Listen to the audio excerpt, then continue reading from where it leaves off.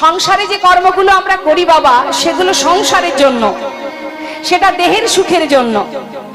ভালো থাকবো, ভালো ঘুমাবো, ভালো বেড়াবো, ভালো চলবো, সুন্দর করে বাড়ি তৈরি করা হবে, সেই বাড়ির মধ্যে আরামে জীবনযাপন করব, তাই না?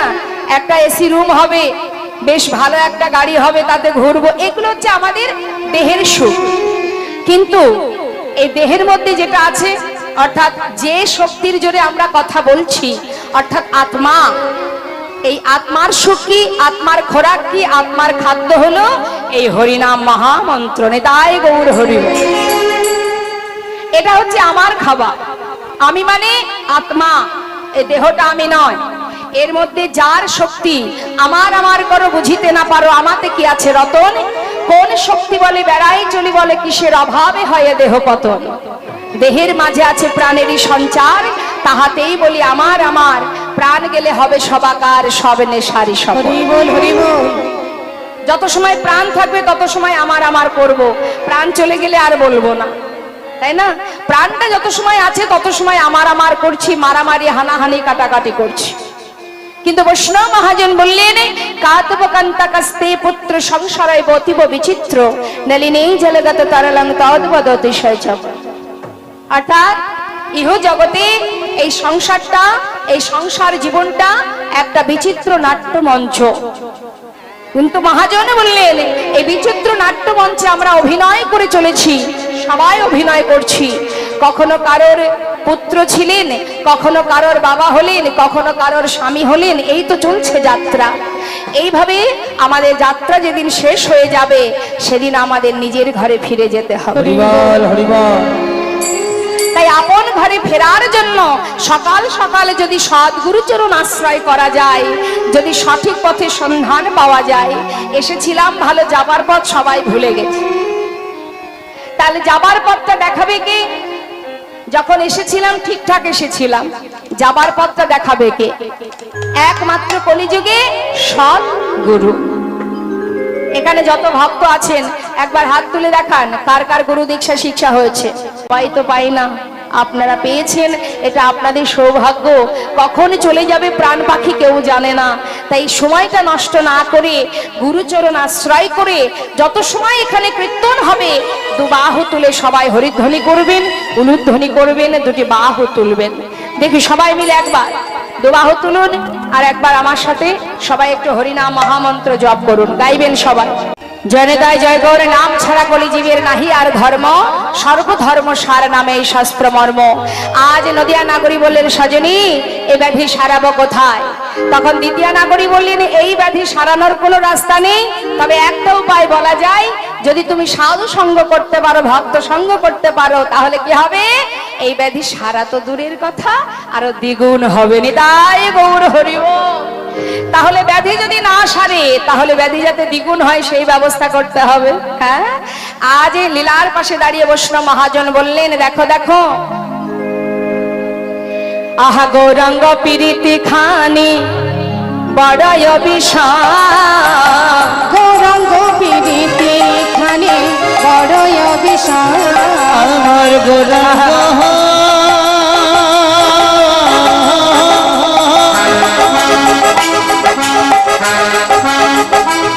প্রীতি খানি। নিতাই গৌর হরি বল। আমার গৌরাঙ্গ প্রীতি খানি।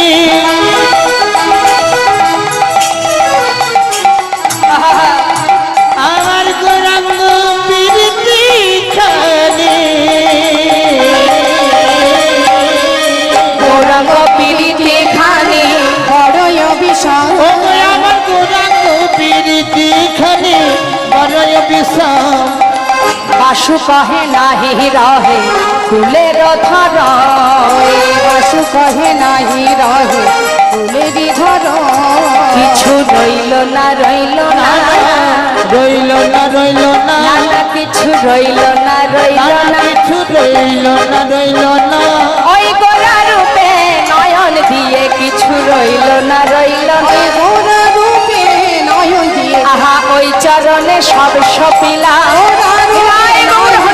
আমি ওই চরণে সব সপিলা গোরা রূপে নয়ন দিয়ে কিছু রইল না রইল ওই না বাসু কহে রাহি রাহি ফুলের ঘর ওই না বাসু কহে না রহিল ফুলের ঘর। এত সময় গৌর কথাতে ছিলাম, চলুন যাই লীলা কথায় গৌর হরির বিবাহেতে। কিন্তু তার আগে চলুন সবাই আমরা গৌর হরির একটা ভজন শুনে নিই। সবাই দুটি বাহু তুলে উলুধ্বনি হরিধ্বনি করে একবার চলুন যাই লীলা কথা আস্বাদনে। গাইব একটি গৌরের ভজন সবাই মিলে একসঙ্গে। সুরধ্বনির কিনারায় সোনার নুপুর দিয়া পায় নাচে না গরি গো সুন্দর গৌরঙ্গরা। ওই সুরধ্বনির কিনারায় সোনানপুর দিয়া পায় নাচে না করি গো সুন্দর গৌরাঙ্গরা। ওই সুরধ্বনির কিনারা সোনার নুপুর দিয়া পায় নাচে না গরি গো সুন্দর গৌরঙ্গরা।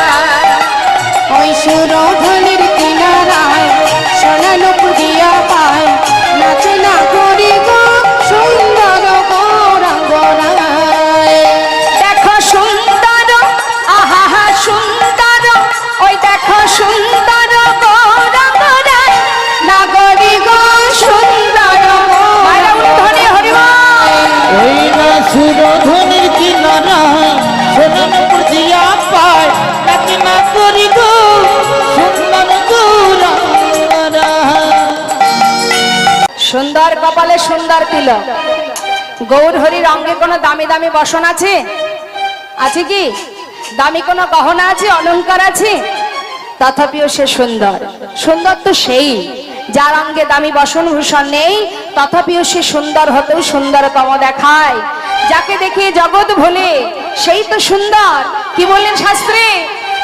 সুন্দর কপালে সুন্দর তিলক আর আহা সুন্দর একখা সুন্দর একখানি নামা বলি গাই নাগরি গো সুন্দর গৌরঙ্গরায়। ওই না সুরধ্বনির কিনারায় সোনানপুর দিয়া পায় নাচে না করি গো সুন্দর গৌরাঙ্গরা।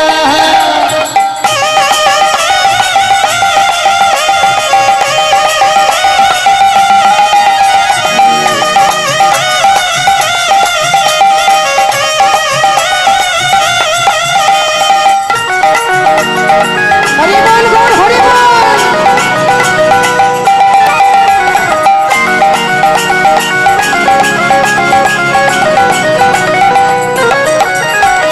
সুন্দর নয়নে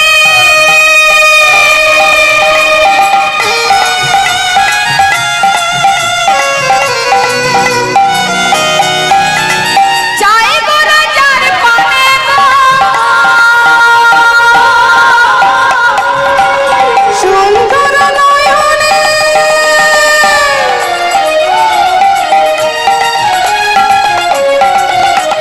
চাই গো রাজার পানে গো। গৌর হরি যদি কারোর দিকে একবার নয়ন রাখে তার অবস্থা কি হবে? যেটা হয়েছিল সনাতন মিশ্রের কন্যা বিষ্ণুপ্রিয়া, ও তার দেহ ছাইরা মনটা লইয়া যায় নাগরি গো সুন্দর হৃদয় গৌর হরিবল। ওই না সুরধ্বনির কিনারায় সোনানপুর দিয়া পায় নাচে না করি গো সুন্দর গৌরাঙ্গরা। সুন্দর গৌরঙ্গরায় গৌর হরিবল হরিবল। ওই না সুন্দর গৌরাঙ্গরা সুন্দর গৌরাঙ্গরায়। সুন্দর গৌরাঙ্গরা। তাহলে এলাম কোথায় আমরা? নবদ্বীপ ধাম, তাই তো? এখন আমরা সারাদিনই নবদ্বীপেই আছি।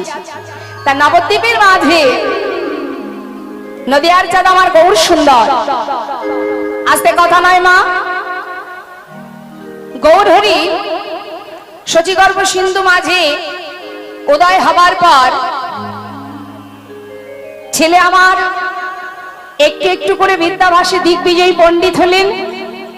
তারপর তার পিতা জগন্নাথ মিশ্র তিনি দেহান্তর হয়ে যান। তার মধ্যে দিয়ে মা সচিমা, আস্তে কথা না, মা সচিমা বিবাহ দিয়েছিলেন নিমাইয়ের লক্ষ্মীপ্রিয়ার সঙ্গে। নিতাই গৌর হরি বল।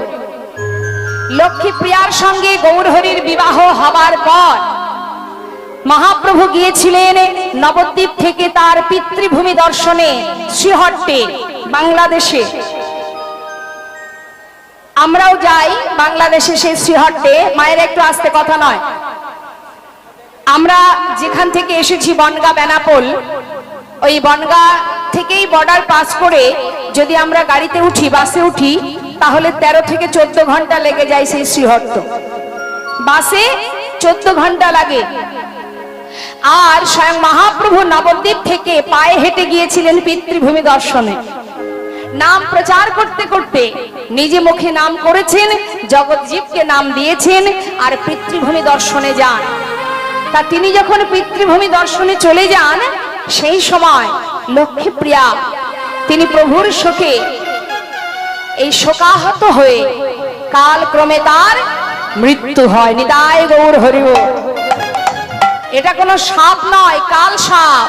প্রভুকে না পেয়ে বিরহের যে কাল সাপ, সেই সাপে সে মারা যায়। এখন লক্ষ্মীপ্রিয়া মারা যাবার পর গৌরহরি কিন্তু মা আর কখনো বিবাহ করতে চাননি। তিনি কি করতেন? নদিয়ার পথে পথে হরিনাম কীর্তন করতেন ভক্তদের সঙ্গে করে নিয়ে।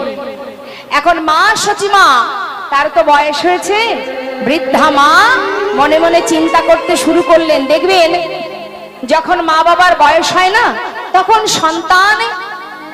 সন্তানের প্রতি মা বাবার একটু চিন্তা বেশি হয়। কিন্তু যখন বিশ্বরূপ চলে যায়, চলে যাবার পর তখন মায়ের একমাত্র সন্তান নিমাই, নিমাইকে নিয়েই মায়ের দিন কাটে। কিন্তু নিমাই যে হরিনাম করে করে রাস্তায় রাস্তায় সারা দিন কাটায়, এটাই মায়ের দুশ্চিন্তা যে আমি যদি মারা যাই তাহলে আমার নিমাইয়ের গতি হবে কি? ওকে কে দেখবে? কে ওকে খেতে দেবে? কে ওকে ভালোবাসবে? ওর উপায় কি? এটাই হলো মা সচিমায়ের চিন্তা। তাই মা সচিমা তিনি মনে মনে চিন্তা করছে, আমি আমার নিমাইকে আবার পুনরায় বিবাহ দেব। হরি বল হরি। কারোর হাতে যদি আমার নিমাইকে আমি সঁপে দিতে পারি, তাহলে আমি মরে গেলেও নিশ্চিন্তে মরতে পারবো। কেউ না কেউ তো আমার নিমাইয়ের কাছে থাকবে। তাই মায়ের খুব ইচ্ছা নিমাইকে বিবাহ দেবে। হরি বল হরি। কিন্তু নিমাই কিন্তু এত শত জানে না, সে মনের সুখে ভক্তদের নিয়ে নদীয়ার পথে পথে হরিনাম করে। জল আনবে, সেই জলে আমি আমার বিষ্ণু পূজা করব। নিতাই গৌর হরি। তাই বিষ্ণুপ্রিয়া প্রতিদিন ছোটবেলা থেকে মাকে সঙ্গে করে নিয়ে ওই সুরধনী গঙ্গা থেকে কলসি কক্ষে করে জল নিয়ে আসতেন মা। এখন প্রতিদিনই যেমন জল নিয়ে আসতে মেয়ে যখন বড় হলো, তখন সে কিন্তু আর মাকে নিয়ে যেত না। আজ মহাপ্রভু আমার দেহ কমলটা জলে রেখে বদন কমলটা জলের উপরে ভাসিয়ে রেখেছে, আর এদিকে মা বিষ্ণুপ্রিয়া তিনি চলেছেন পিতার জন্য সুরধনী থেকে জল আনতে। হরিব। কলসি কক্ষে করে নিয়ে এক পা দুপা করে সুরধনী গঙ্গার পাড়ে গেল। ঠিক ভোর হবার আগে যখন সুরধনীতে জল আনতে গেছে, বাবা জল আনতে গিয়ে তখনও কিন্তু পুরোপুরি সকাল হয়নি, হ্যাঁ, একটু একটু অন্ধকার। সেই সময় ওই সুরধনীতে গিয়ে জল আনতে গিয়ে অপরূপ সেই রূপের মানুষটাকে দর্শন করে কলসিটা কক্ষে করে ঘরে ফিরে একটা চাপা বৃক্ষের গোড়ায় বসে বসে অপলক দৃষ্টিতে গগন পানে চেয়ে আছে। এখন বাবা কন্যা ভিজে বসনে যখন গাছের গোড়ায় বসে এক দৃষ্টিতে আকাশের দিকে তাকিয়ে আছে, তখন তার পিতা মাতা চিন্তা পড়ে গেছে, কি সর্বনাশ, মেয়ে আমার জল প্রতিদিন নিয়ে আসে, কিন্তু আজ জল আনার পরে ওই গাছের গোড়ায় বসে বসে আকাশের দিকে তাকিয়ে কি ভাবছে। এখনো ভিজা বসন খুলল না, হলোটা কি মেয়ের? হরি বল। সঙ্গে সঙ্গে তার মা মহামায়া দেবী তিনি গিয়ে কন্যাকে বলছে, মা এই প্রিয়া, গঙ্গা থেকে স্নান করে ঘরে এসে হঠাৎ করে ভিজে কাপড়ে এইখানে বসে আছিস কেন মা? কি হয়েছে তোর? যা বসনটা খোল, ভিজা বসন খুলে শুকনো বসন পর। কিন্তু প্রিয়া মুখে কোনো কথা বলছে না মা, বাক শক্তি হারিয়ে গেছে। হরি বল। এখন যেই না মা দেখছে মেয়ে কোনো কথা বলছে না, মা তাড়াতাড়ি করে সনাতন মিশ্রের কাছে গিয়ে বলেন, স্বামী দেখো তো মেয়েটার কি হলো, সে তো কোনো কথাই বলছে না, কি হলো ওর অবস্থা কিছুই বুঝতে পারছি না। সনাতন মিশ্র গিয়ে বলছে কন্যাকে, প্রিয়া কি হলো মা তোর?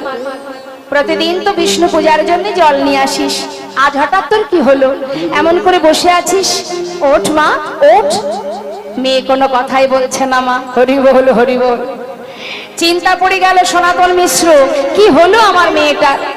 তাড়াতাড়ি করে ঘরে বসে মহামায়া দেবীকে বলছে, শোনো মহামায়া, আমার মনে হয় এমন এমনও কিছু কথা থাকে যেগুলো মা বাবাকে বলতে পারে না, তো এক কাজ করো না, ওর যে প্রিয় বান্ধবী আছে না, তাকে না হয় একবার ডেকে নিয়ে আসা হোক। হরি বল হরি বল।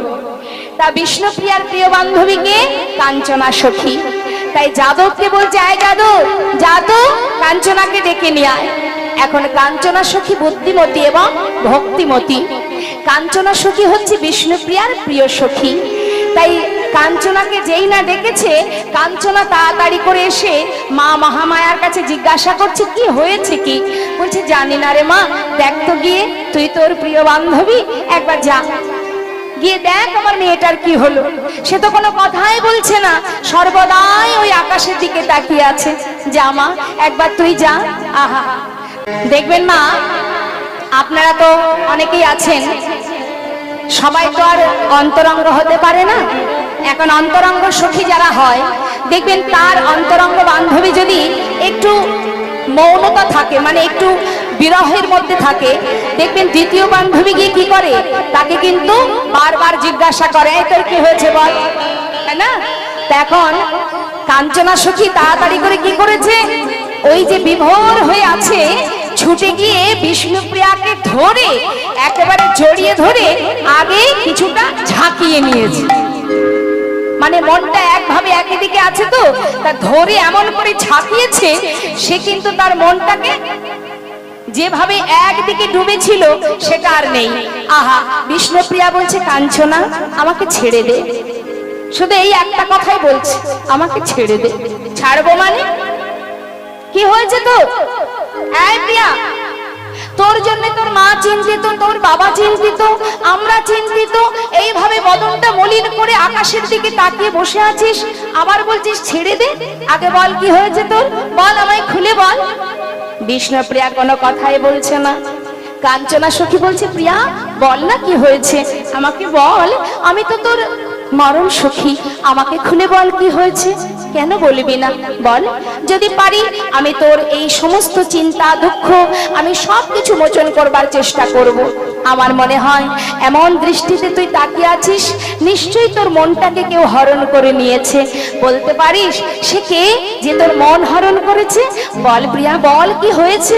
প্রিয়া কোনো কথাই বলছে না মা। হরি বল। চিন্তা করছে ওর পেট থেকে কথা আমাকে বের করতেই হবে, কিন্তু বের করব কি করে? তখন কাঞ্চনা সখী বলছে, জানিস প্রিয়া, দাঁড়া, শোন শোন, তুই তো বলবি না, যাতে তুই বলিস সেই ব্যবস্থা আমি করব। কি করছে? বলছে, শোন, এই যেমন তুই বসে আছিস না, তোর মতো আরো একজন ঠিক গাছের গোড়ায় বসে বসে তোরই মতো গগন পানে চেয়েছিল, হা করে তাকিয়েছিল। কে শুনবি? চিন্তা করছি এমন কথা ওকে শোনাবো, সেই কথা শুনে ও যেন ওর মনের কথা সব আমাকে বলতে শুরু করে দেয়। তা কি বলছে মা? বলছে, শোন, তোর মতো দশা আরো একজনের হয়েছিল, সে হচ্ছে বৃন্দাবনে রাসেশ্বরী বিনোদিনী প্রেমময়ী রাধা রানী, নেতাই গৌর হরি। এই শোন প্রিয়া, তুই যেমন গঙ্গায় জল আনতে গিয়েছিলি, ওই রাধারানীও যমুনায় জল আনতে গিয়েছিল। এই তুই যেমন গাছের গোড়ায় বসে আছিস, চাপা গাছের গোড়ায়, সেই রাধারানীও তেমন কদম্ব বৃক্ষের তমাল বৃক্ষের গোড়ায় বসেছিল। এই মনে কর আমি যেমন তোর বান্ধবী, রাধারানীরও অনেক সখী ছিল, ললিতা, বিশাখা, অষ্ট সখী রে। তাই শোন, আমি যেমন তোর কাছে জিজ্ঞাসা করছি না, ঠিক তেমন সখীরাও রাধারানীকে জিজ্ঞাসা করেছিল, রাধে একাকিনী বসে আছিস, কি হয়েছে তোর বল। এক প্রিয়া শুনছিস তো? তখন বিষ্ণুপ্রিয়া বলছে, সখী কাঞ্চনা, রাধার কি হয়েছিল আমাকে একটু বল। এখন কাঞ্চনা তোমা ভক্তিমতী, সে সুন্দর করে রাধারানীর কথা তাকে শোনাচ্ছে। কি বলছে শোন শোন, আমি যেমন তোকে জিজ্ঞাসা করছি না, ঠিক তেমন ললিতা, বিশাখা তারাও রাধারানীকে জিজ্ঞাসা করেছিল, রাধার কি হইল অন্তরে ব্যথা, কি হইল অন্তরে ব্যথা, রাধার কি হইল অন্তরে ব্যথা, কি হইল অন্তরে ব্যথা। মা হঠাৎ বিশাখা সখী বলছে, আই ললিতা, দাঁড়া দাঁড়া দাঁড়া, তুই যে কথাটা জিজ্ঞাসা করছিস একবার তাকিয়ে দেখ, তার চাহনিটা কোন দিকে, তার নজরটা কোন দিকে, তার মনটা কোন দিকে, ভালো করে দেখ। সদায় ধ্যানে চাহে মেঘ পানে, ওই না সদাই ধিয়ানে,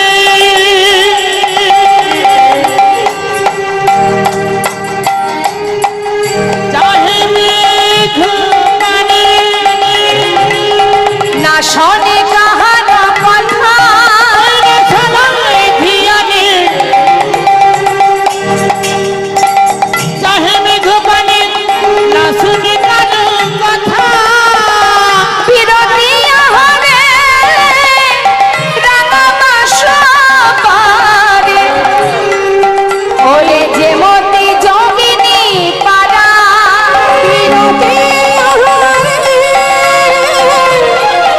ওই রাঙা বাস করে, যে মতি যোগিনী পারা, ও তুই কার প্রেমে আত্মহারা, অধিকার প্রেমে আত্মহারা, বলে বলে রাধে বলে না কথা, কার প্রেমে তুই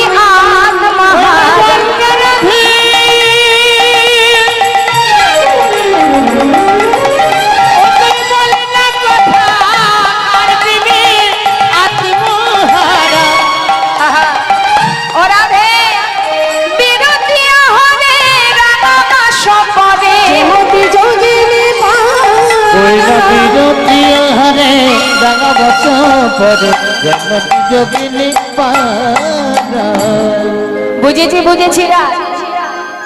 এই প্রিয়া শুনছিস তো? ওমা প্রিয়া, বিষ্ণুপ্রিয়া কিন্তু কাঞ্চনার কাছে কথাগুলো শুনছে আর মনে মনে নিজের সঙ্গে মেলাচ্ছে। হঠাৎ জিজ্ঞাসা করছে, এই কাঞ্চনা, তারপরে কি হয়েছিল? তারপরে জানিস প্রিয়া, সেই রাধারানী কার ফাঁদে পা দিয়েছে, কোন জালে জড়িয়েছে? কালিয়া ফাঁদ। নিতাই গৌর হরিবল হরিবল। অতই সহজে বলা কাহে কুলবালা, হাত বাড়াইছ চাঁদে, সহজে না বলা কাহে গুলোবালা, হাত বাড়াইছ চাঁদে, চণ্ডীদাসে কয় তব পরিচয়, ওই না চুটি কাছে কাও,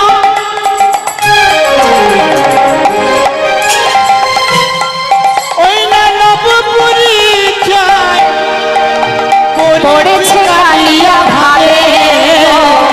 হরিবল হরিবল। করেছি কালিয়া ভাদে। কি করেছে?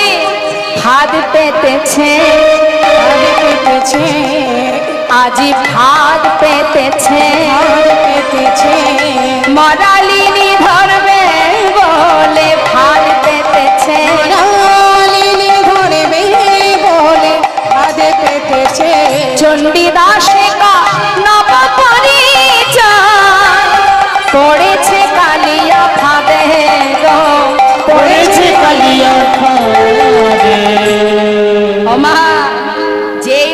বলছে বিষ্ণুপ্রিয়া বলছে, হ্যাঁ রে কাঞ্চনা, রাধারানীর এমন দশা হয়েছিল রে। তাহলে শোন, আজ আমি তোকে বলি। ওমা, চণ্ডীদাসের এই সুন্দর পদাবলী যখন কাঞ্চনা সখীর মুখ থেকে শুনেছে, বিষ্ণুপ্রিয়া এবার মনের কথা বলতে শুরু করে দিলেন। বলছে, কাঞ্চনা, যে কথা আমি কাউকে বলতে পারছি না, বলবো কাকে? আমি যে সুকুমারী, বল আমি বলবো কাকে? আমি যে কাউকে বলতে পারছি না, যেটা মাকে বলতে পারছি না, যেটা গ্রামের কাউকে বলতে পারছি না, আজ যখন তুই এসেছিস, আজ আমি তোর কাছে কথা বলবো। শোন কাঞ্চনা রে, গ্রামে একজন অসুস্থ, সেখানে আমাকে যেতেই হবে। আবার একই সময়ে ঘরে আমার গোপীনাথ, তার সেবা, আমি কোন দিকে যাই বল? বাবা, তুমি চিন্তা করো না কবিরাজি, আমি তো জানি না, যেজন অসুস্থ হয়েছে তুমি তার কাছে চলে যাও, আর ঘরে গোপীনাথের সেবাটা না হয় আজ আমিই দিয়ে দেব। বাবা হেসে বলে উঠলেন, সেবা বললেই সেবা দেওয়া যায়? সেবার অনেক নিয়ম আছে, মন্ত্র জানতে হয়, তুমি তো কিছু জানো না। ছোট ছেলে বললেন, বাবা আমি তোমার মতো না হয় মন্ত্রতন্ত্র জানি না, আমি যদি ওকে ভালোবেসে খাওয়াই, ও কি খাবে না? মুকুন্দ দাস কথাটা শুনে ভাবলেন, সত্যি তো তাই, সবার ঊর্ধ্বে তো ভক্তি, যেখানে ভক্তি আছে সেখানে মন্ত্রের কি বা প্রয়োজন? বৃন্দাবনের আলাভোলা গোয়ালিনী যারা, তারা তো মন্ত্র দিয়ে গোবিন্দকে ভালোবাসতেন না, তারা নিজেদের হৃদয় দিয়ে ভালোবাসতেন। তা আমার পুত্র যদি ভক্তি ভরে ওকে খাওয়ায়, এর জন্য তো মন্ত্রের দরকার নেই। ঠিকই বলেছিস। হ্যাঁ রে বাবা, যাক শোন, রান্নাঘরে সব কিছু গোছানো, রান্না হয়নি, তুই একটু রান্না করে সেবা দিয়ে দিস। ঠিক আছে বাবা, তুমি চিন্তা করো না, তুমি চলে যাও। মুকুন্দ দাস যাবার সময় বলে গেলেন, হ্যাঁ রে রঘুনন্দন, আমার জন্য প্রসাদ রাখবি, আমি কিন্তু এসে প্রসাদ পাবো। চলে গেল মুকুন্দ দাস, আর ছোট্ট ছেলে রঘুনন্দন রন্ধনশালায় গিয়ে দেখছে মা যে রান্না হয়নি। চিন্তা করছে কি হলো, তবে কি আমার কোনো ভুল হয়ে গেল? চারিদিকে দেখছে, ঘুরে ঘুরে দেখতে দেখতে হঠাৎ চোখে পড়ে গেল কি দরজা খোলা আছে। ও বুঝেছি বুঝেছি, বাবা যখন তোমাকে খেতে দেয় দরজা বন্ধ করে খেতে দেয়। দাঁড়াও দাঁড়াও, দরজাটা বন্ধ করে আসি। আবার দরজাটা বন্ধ করে দিল। গোপীনাথ এবার তো এসো, তাও আসছে না। আপনারাও তো ভগবানের সেবা দেন, আসে ভগবান? আসে না কেন বলুন তো? আমরা তাকে চিত্রপট ভেবে ভালোবাসি, চিত্রপট বিগ্রহ এই ভেবেই সেবা দিই, নিজের জন ভেবে তো সেবা দিই না। আজ বারবার ডাকা সত্ত্বেও আসছে না, কিন্তু ছেলে কি করলেন? রেগে গেলেন। কি ভাবছো তুমি, আসবে না? আমি এত করে ডাকছি, তুমি আসবে না? আমার কি কষ্ট হয় না? কখন থেকে ডাকছি, তুমি শুনতে পাচ্ছ না? শোনো গোপীনাথ, ভালো করে শুনে নাও। আমি যখন না খাই, আমার বাবা আমাকে লাঠি দিয়ে মেরে মেরে খাওয়ায়। তুমি যদি ভালো চাও চলে এসো, তা না হলে, এই কথাটা বলে ছুটে গিয়ে মন্দির থেকে বাইরে বেরিয়ে একটা লাঠি জোগাড় করে নিয়ে ঠাকুরের সম্মুখে ধরলেন। গোপীনাথ যদি ভালো চাও চলে এসো, আর তা না হলে আমার হাতে কি দেখতে পাচ্ছ, এই লাঠি দিয়ে না আমি তোমাকে মেরে মেরে নিয়ে আসবো। প্রভু আর দূরে থাকতে পারছে না, মনে মনে চিন্তা করছে, ভক্ত এতদিন এই ঘরে আছি আমি, কোনোদিন কেউ আমাকে এমন করে ভালোবাসেনি। মন চাইছে কখন তোমার কাছে ছুটে যাব, কিন্তু কেন জানি না যেতে পারছি না। কোনো জোরে বলছে, ও গোপীনাথ একবারে শোনা, আমার কি কষ্ট হয় না? কখন থেকে ডাকছি তোমায়, একবারে শিখিয়ে দাও। ভগবান আর থাকতে পারছে না মা, পাথরের মধ্যে আর থাকতে পারছে না। বিগ্রহ থেকে সচল মূর্তি ধারণ করে পাতা আসনে সে বসেছে।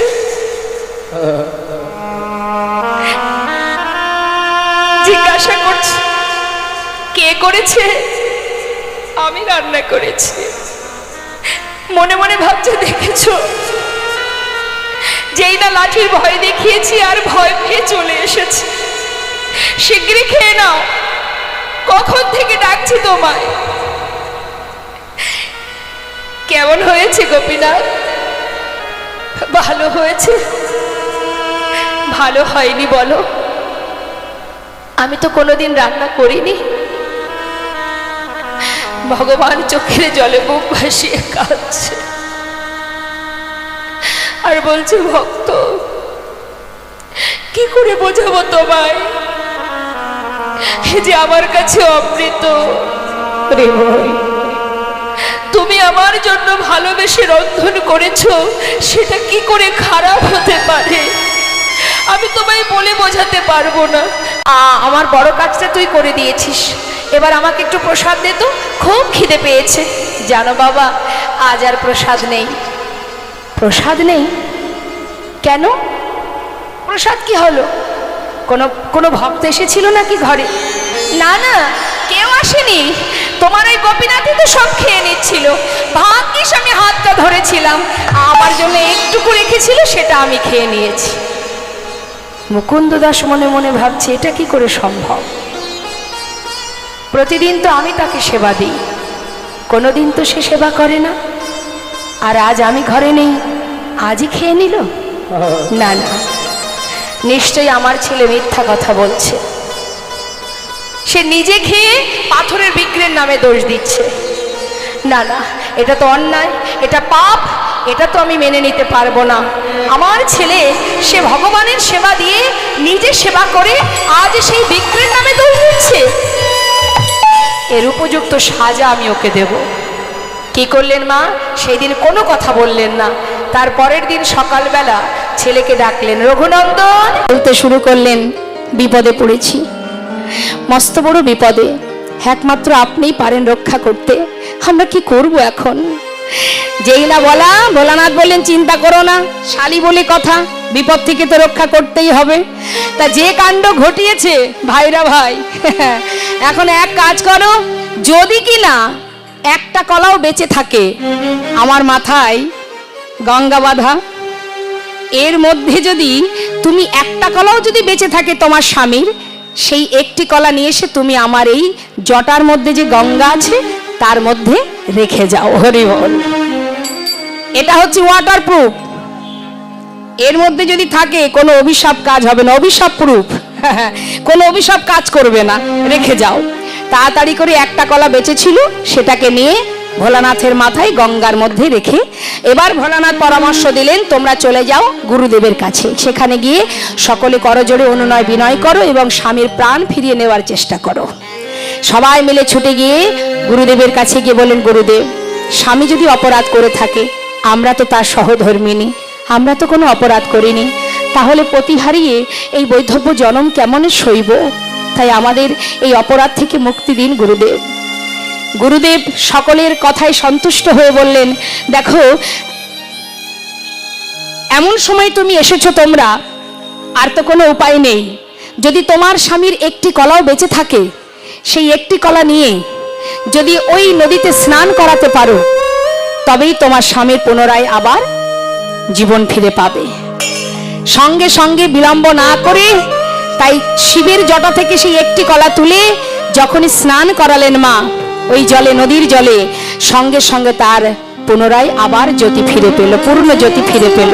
করে অভিশাপ দিয়েছি, তাই আবার আমি আশীর্বাদও করলাম, যেদিন এই প্রভাসের জল দিয়ে অনাদি আদি গোবিন্দ রাধারানীর চরণ ধৌত করবে, সেদিন তুই মুক্তি পাবি। তাই গৌর হরিবল, হরিবল, হরিবল। এই হলো এক কারণ মা। দেখুন মা, যজ্ঞ করার কিছু নিয়ম আছে। তুমি যজ্ঞ করবে যখন, তুমি যখন মনস্থির করবে আমি যজ্ঞ করব, তা যজ্ঞ করতে গেলে, আহা জানি তাই,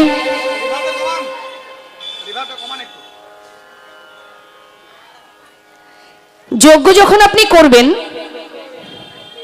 তখন কিন্তু বাবা মন থেকে তোমার বলতে যা কিছু আছে মা, কৃপণতা করলে হবে না। তুমি যদি বৈষ্ণব সেবা দাও, ভক্ত সেবা দাও, তার মধ্যে কৃপণতা করলে কিন্তু হবে না, তাহলে ভগবানের সেবা বৃথা হয়ে যাবে। কাউকে কিছু দিতে গিয়ে 10 বার চিন্তা করবে এটা দেব না দেব না, তাহলে সেই দান ধ্যানের কোনো প্রয়োজন নেই, দরকারই নেই দেওয়ার। দিতে যদি হয় তাহলে তোমাকে সর্বস্ব দান করব, এই মনোবৃত্তি নিয়ে তোমাকে এগিয়ে যেতে হবে। এটাই হলো যজ্ঞের মাহাত্ম্য।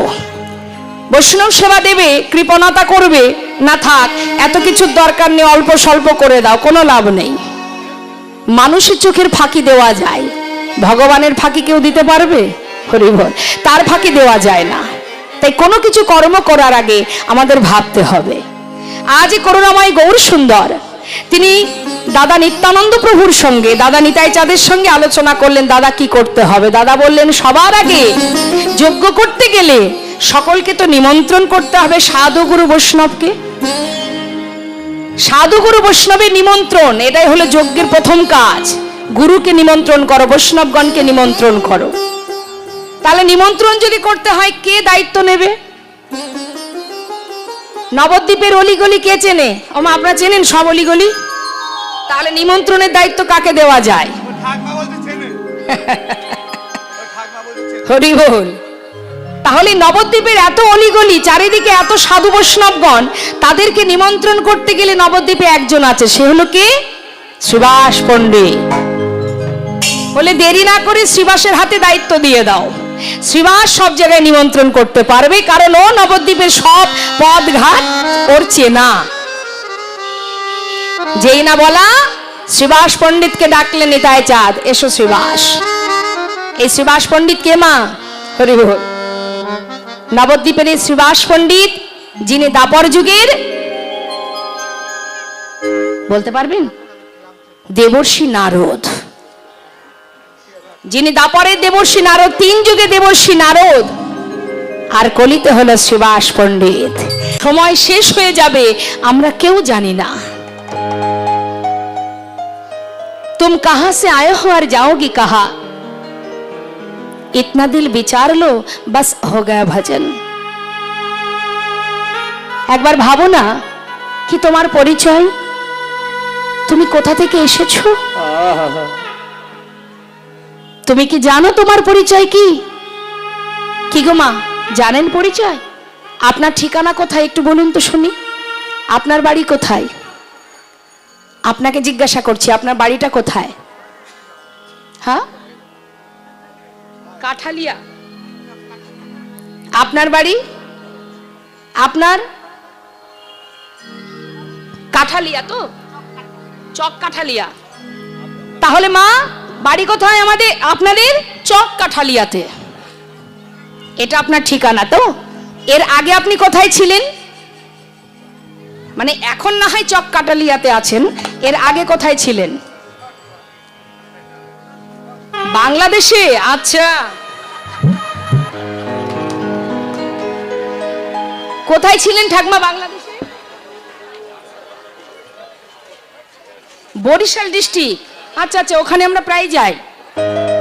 আচ্ছা, তাহলে বরিশাল, আমাদের বরিশাল ডিস্ট্রিক্টে এসেছিলেন, তখন আপনার বিবাহ হয়নি, সংসার হয়নি, মা বাবার কোলে ছিলেন, ও তখনও বিয়ে হয়েছিল। তার আগে কোথায় ঠাকুমা? আমার দিকে। তার আগে কোথায় ছিলেন? গোবিন্দের কাছে। বাহ, ঠিক বলেছেন। তার আগে ছিলাম আমরা গোলক ধামে গোবিন্দের চরণে। আচ্ছা, যখন আমরা মারা যাব, সবাই আমরা চলে যাব, আমরা যখন মারা যাব তখন কি চক কাঠালিয়াতেই আবার থাকবো? থাকবো না। তাহলে বাবা এখানে ছিলামও না, আবার এখানে থাকবোও না। তাহলে আমাদের আসল ঠিকানা এটা হলো কি করে? এটা তো আমার আসল ঠিকানা নয়। হ্যাঁ, আপনার সন্তান যখন বিদেশে চাকরিতে যাবে, সেই এলাকার লোক যদি জিজ্ঞাসা করে যে তোমার বাড়ি কোথায় বাবা, সে কি বলবে যে আমার বাড়ি এখানে? সে বলবে আমার বাড়ি কলকাতায়, তাই তো? তাহলে আসল ঠিকানা সে কিন্তু ভুলে যায় না। আমাদের অবস্থা বাবা, আমরা আসল ঠিকানাটাই ভুলে গেছি। যে জিজ্ঞাসা করে ঠিকানা, আধার কার্ড দেখিয়ে দিই, এই যে আমার ঠিকানা। কিন্তু যেখান থেকে এসেছি সেখানে আধার কার্ড চলবে? চলবে না। তুমি এসেছো সংসার জীবনে, এই সংসারের মধ্যে মহাজন বললেন কৃষ্ণ ভজিবার তরে সংসারে আইনো। জেনে রাখবে ভালো করে মা, আমরা এসেছি সংসারের মধ্যে, তাই তো? আসবার পরে কিন্তু সংসার করিনি কেউ, সংসার আগে থেকে ছিল। তাদের ঘরে আমি এসেছি, আবার আমি যখন মারা যাব সংসার আমার সঙ্গে চলে যাবে না। তাহলে সংসার আমি করিও নি, আর আমি সংসার নিয়েও যাব না। সংসার আগে থেকে ছিল, আমি সেখানে এসেছি, আবার আমি খালি হাতে চলে যাব। খালি হাতে কেউ যাব না, এটা বলা ভুল হবে। যেমন এসেছি বাবা, খালি হাতে আসিনি। বৈষ্ণব মহাজন বললেন কৃষ্ণ ভজন করবার জন্য আসা, ভগবানের সেবা করার জন্য আসা। 84 লক্ষ জনে ভ্রমণ করে ভগবানের নাম করব বলে প্রতিশ্রুতি করে তবে এই ধরায় আসা। মায়ার দাস হয়ে থাকার জন্য আমাদের আশা নয়, আশা ভগবানের সেবা করব বলে। নবদ্বীপে এই যে শ্রীবাস পণ্ডিত, যার ঘরে মহাপ্রভু হরিনাম করতেন বাবা, কিন্তু প্রভুর কি লীলা দেখুন মা। একদিন শ্রীবাসের স্ত্রী মালিনী তিনি রান্না করছেন, প্রতিদিনই রান্না করেন, কারণ তারই ঘরে মহাপ্রভু হরিনাম করে তো ভক্তদের নিয়ে, তাদের সেবা দেবার জন্য শ্রীবাসের স্ত্রী মালিনী প্রতিদিন প্রভু সেবা রন্ধন করে। কিন্তু প্রভুর কি লীলা, শ্রীবাসের একমাত্র সন্তান, পুত্র সন্তান, হঠাৎ সে মারা গেল। আর যখনই সন্তান মারা গেছে, সন্তান হারা মায়ের যে পরিস্থিতি হয় সে অনেকেই জানে। মৃত সন্তানকে কোলের মধ্যে করে নিয়ে মা কাঁদছেন। পাশের ঘরে আছেন কি গৌরহরি, ভক্তদের নিয়ে হরি নামে মত্ত। হঠাৎ শ্রীবাসের কানে পৌঁছে গেল যে তার স্ত্রী মালিনী কাঁদছে। ছুটতে ছুটতে শ্রীবাস পণ্ডিত পাশের ঘরে এসে মালিনীকে জিজ্ঞাসা করছে, মালিনী, সন্তান কোলে করে নিয়ে কাঁদছো কেন? স্বামী, আমার একমাত্র পুত্র একটু আগে মারা গেছে। স্বামী, যে ঘরে স্বয়ং মহাপ্রভু, যে ঘরে এমন মহামন্ত্র জপ, সকল সাধুগুরু বৈষ্ণবের আগমন, সেই ঘরে এমন অকল্যাণ কেন হলো? স্বামী বলে দাও, স্বয়ং প্রভু আমার ঘরে থাকতে আজ আমার এমন অঘটন কেন ঘটলো? কেন আমার সন্তান মারা গেল? একমাত্র পুত্র, সে কেন আমায় ছেড়ে চলে গেল? তুমি বলো স্বামী। শ্রীবাস পণ্ডিত বললেন, মালিনী, কাঁদছো কেন? শান্ত হও। স্বামী, এ তুমি কি বলছো? আমার সন্তান মারা গেছে আর আমি শান্ত থাকবো? হ্যাঁ মালিনী, থাকতে হবে তোমায়। কেন জানো? যিনি দিয়েছেন তিনি তো নিয়েছেন। যার ঘরে মঙ্গলময় হরি, ভক্তগণকে সঙ্গে লয়ে হরি নাম করে, তার ঘরে কি অমঙ্গল হতে পারে? তাহার ঘরে কি অমঙ্গল হতে পারে?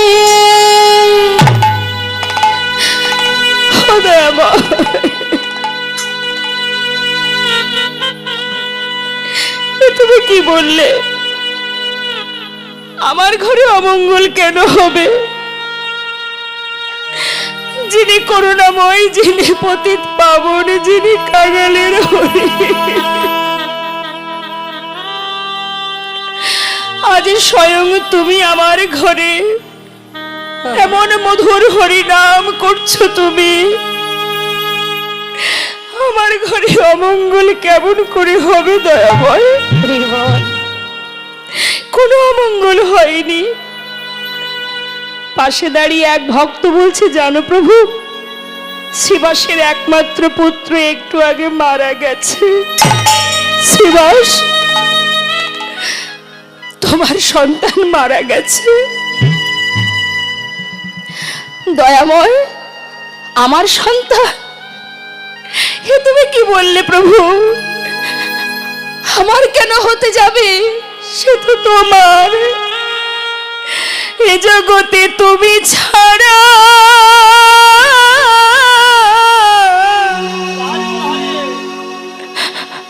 আমার আর কেউ নাই। এই জগতে তুমি ছাড়া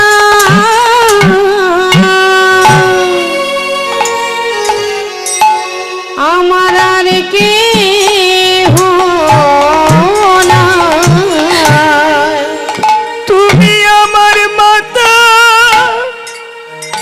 পিতা, তুমি পুত্র স্বামী, তুমি ছাড়াই আমার আর কেহ নাই। তুমি আমার মাথা পিতা,